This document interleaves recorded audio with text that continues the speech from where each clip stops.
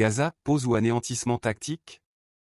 Pressé de toutes parts, et d'abord par l'administration américaine, qui voit chaque jour combien cette guerre est impopulaire, le gouvernement israélien a finalement concédé une pause de 4 heures par jour. Durant 4 heures les bombardements s'arrêtent. Une pause si courte qu'elle ne ferait qu'aggraver l'ampleur des massacres. À se demander même si cette pause dérisoire n'a pas été conçue pour tuer davantage de Palestiniens, en leur faisant croire qu'ils sont protégés dans ces intervalles de répit.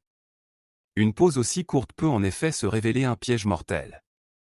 Les habitants du nord de Gaza fuyant vers le sud, se conformant à la fois aux recommandations israéliennes et à leur instinct de conservation courent le risque d'allonger encore plus les colonnes de Gazaouis, en route en direction du sud. Les 4 heures ne suffiront pas à ce que ces colonnes s'écoulent totalement avant que les avions israéliens ne reprennent les bombardements. Les ambulances qui en profitent pour aller ramener des blessés au loin pourraient ne pas avoir le temps de rentrer, se retrouvant loin de leur base alors que la pause a expiré. Dans le même temps, les Israéliens ont déjà averti que tout habitant de Gaza qui ne se conformait pas à leurs recommandations serait considéré comme un terroriste.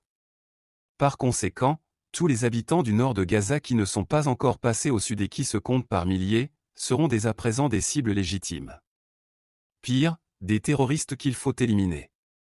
Les forces israéliennes sont en droit de les tuer, du moment qu'ils ont été dûment avertis.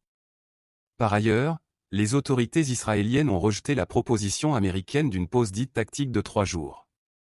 Ces pauses recherchées par les Américains seraient destinées à l'entrée des camions humanitaires à travers le passage de Rafah.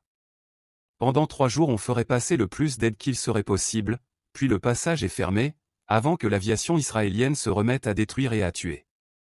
Pas question de transformer ces pauses tactiques en pauses durables. Justement, c'est pour cela que les Américains qualifient ces pauses de tactique. Afin de montrer qu'elles n'ont pas pour but de préparer la fin de la guerre, mais plutôt, pour permettre aux bombardements et aux massacres de se renouveler et de se poursuivre le plus longtemps. Ainsi, la proposition américaine vise à écarter l'idée d'un génocide classique, d'un seul coup et en temps réel et de faire taire les millions de personnes qui manifestent à travers le monde. En réalité, ces pauses tactiques sont donc destinées à remettre à chaque fois les compteurs à zéro, à faire comme si la tuerie ne faisait que commencer.